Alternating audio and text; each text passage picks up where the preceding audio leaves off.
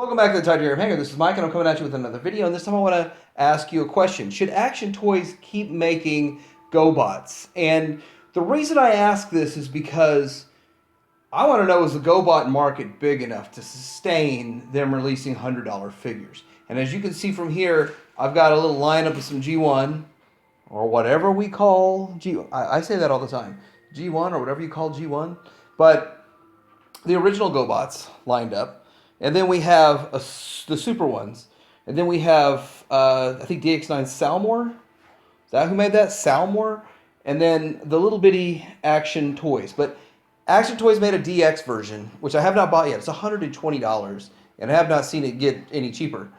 Which is interesting that it's been out for a year. Over a year now. And it hasn't gotten any cheaper. But would you be in on a line of these? And if so, what figures would you want?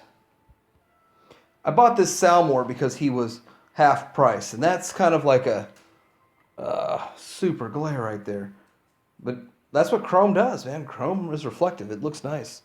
This figure does not look nice. He's not a bad figure as a figure would go, but it's not really what I would want. They made it into a Junkion, which it does look junky enough, I guess, to be Junkion, but I don't think they're anywhere near where they should be to be a Junkion.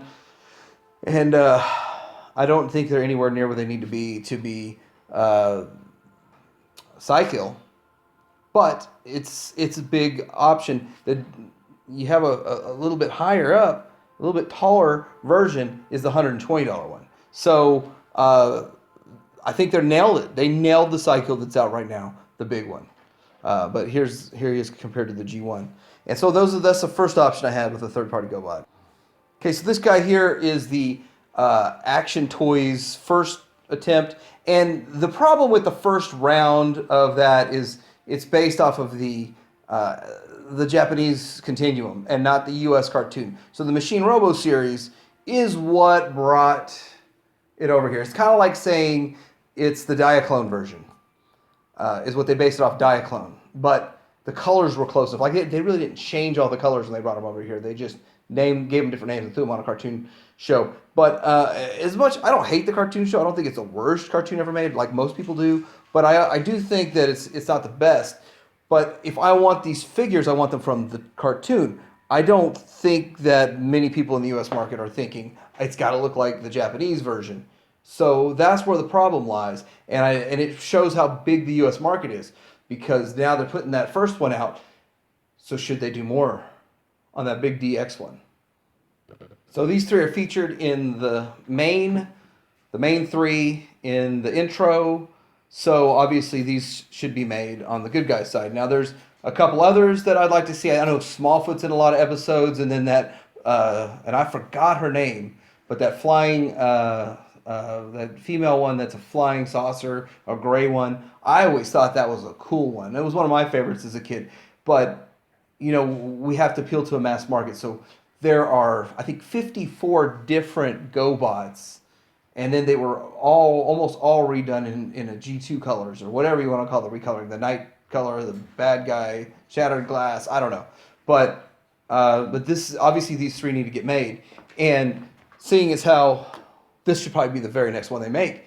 And when they made it in the Action Robo one, he didn't look right. It didn't look like our Leader one that we know, which is why I didn't want to touch it. I didn't want to have anything to do with it because it just didn't look like our animation model. Now on the bad guy or renegade side of things, these three were featured in the intro as the three main bad guys, so obviously they should be made. I really like Crasher though, and I considered getting the DX9's version of Invisible that was remade into Crasher and all of that, but I think that I just left that alone because I just believe in my hearts of hearts you're going to get a Crasher, you're going to get a Copter, you're going to get the tank, you're going to get, I just think that they're going to make all those. And it's weird too because there's a lot more, in my mind, bad guys that look cool, and I just think that's prevalent in there. I think they had to throw all their the coolest looking stuff at the bad guys, in my opinion. Maybe. Anyhow, I just thought it was fun to be able to throw two of each of these out, one in each mode, and really that's how I would think you'd want to display a collection like this.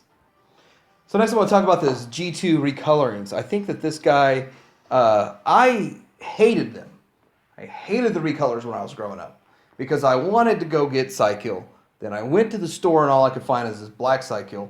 And I was like, but that doesn't match the cartoon. We don't care. If it doesn't match the cartoon, we don't want it as a kid. I don't know how many people as kids thought, dude, it's cool. It's a black version and then a blue version of Leader 1. And then I just don't remember any turbos getting redone, though. Crasher was white. I don't remember Copter getting redone. I don't remember Scooter getting redone. But anyway, moving on with that, they could do some remolds or just repaints and reissues and, yeah, get a quick cash grab. I would think that they should be cheaper, but I think that they could do something. And X-Transbots recolors their Minosaur figures. And those Minosaur figures are just way more expensive. They're more expensive, but I actually have a video coming about that.